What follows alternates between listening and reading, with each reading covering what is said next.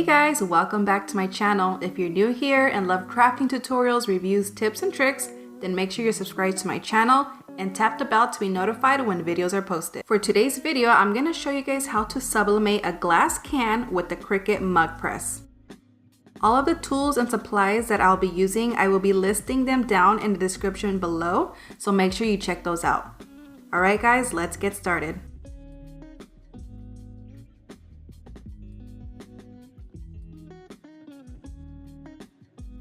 The softwares that I use to print my sublimations are Silhouette Studio and Canva. And I'm going to be using Silhouette Studio today because it's just easier to adjust the sizes on my designs. Even though I don't have a Silhouette, this Silhouette Studio is free to use. So I'm simply going to upload my design into the Silhouette Studio, and then I'm going to measure my blank and adjust to size. I measured this glass can in particular as a 9.8 by a 5. I got this design, and basically all my designs, I get them from Creative Fabrica. I am partnered with them, so we have a special free trial for you guys. You guys get 10 free downloads. I'm going to be linking that in the description below, so make sure you sign up for that offer. Once we have our design adjusted to size, we're going to go to the left on File, and we're going to click that and go down to Print. Next, I'm going to select my sublimation printer, and then I'm going to be showing you guys my settings that I use to get a vibrant print. I'm using an Epson ET-2800, and this is what it looks like on my end. I'm able to make presets, so this is the one that I have. I named it Sublimation, and the paper type that I use is Presentation Paper Matte. And the quality, you always want to make sure it's high quality for the best prints. Next, you want to make sure that the bidirectional printing is off. This is going to slow down the speed and give you more higher quality. And then you want to make sure your mirror image is on. Always mirror the image or else it's going to be backwards. Next, the color mode, I change it to Adobe RGB. And this will also give you the highest quality prints. Those are the settings that I always use for my sublimation prints. Now that I've shown you that, we are going to hit OK and print the image. And here is a printed image. And notice that it is mirrored. I stress this so much because I don't want you guys to mess up. Let me know in the comments below how many times you guys have pressed an image not mirrored, because you can't go back. It's ruined after that.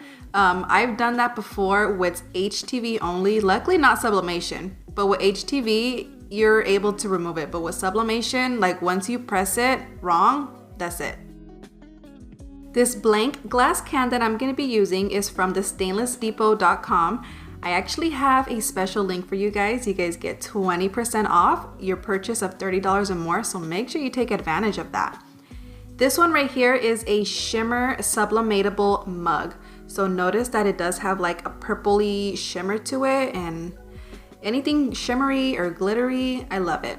Give me all of that. So this is the can that we're going to be using. So you may notice that the mug press is not compatible with the glass can mugs. There's not enough pressure and it just slides out. So we are going to hack the system. I got these products from Amazon. They are silicone attachments and they come in 3 different sizes. And it also comes with the roll of the heat resistant tape, but it is way too skinny, so I'm not going to be using that one. So these are the different sizes that it comes with. The first one, which is the green one, is a 1.5 mm. The pink one is a 3.4 mm, and the purple one is a 4.3, which is very thick. I was testing the size to see if it was snug with the glass can, so I tried the pink one. All you have to do is just slide it right in there, and when I was putting in the glass can, I noticed it was already snug, and then once I was trying to press it, it was like way too tight. So I'm gonna remove that, and I'm gonna go with the green one, which is the 1.5. So I'm just gonna slide that in there, and then I'm gonna turn on my Cricut Mug Press. That way that silicone will warm up with the mug press. Next, I'm going to use my Cricut paper cutter to trim my sublimation design. Next, with the lint roller, you want to go over the cup so it can take off any bits of lint or debris on the cup. Next, we're gonna wrap our glass with our printed design. We're gonna make it as snug as possible because it needs to be on very, very tight. Next, we're gonna use a special heat-resistant tape to tape on the wrap to the glass can. And you wanna make sure that this is a heat-resistant tape, not regular tape, because the regular tape is gonna melt. So make sure it's heat-resistant. Mom? I like to use a lot of tape, so I'll tape the top and the bottom. I just want to make sure it's very secure.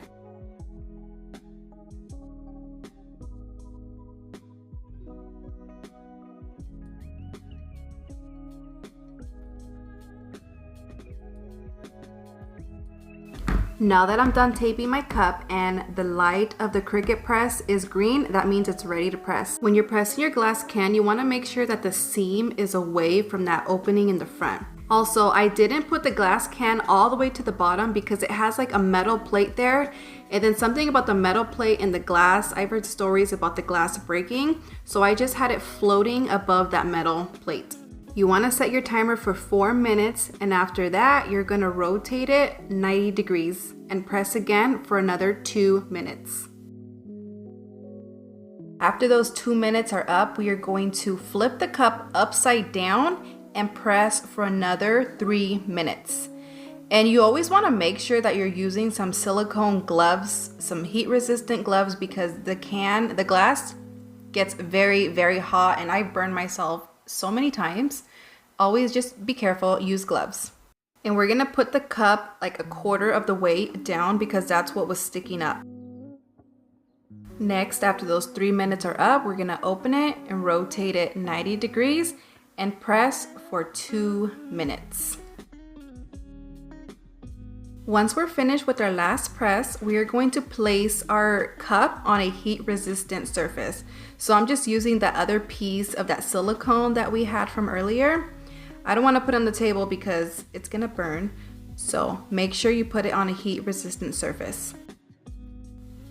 You can either wait till it's fully cooled down, or if you're impatient like me, but use gloves, you want to peel off the tape and reveal the beauty of it.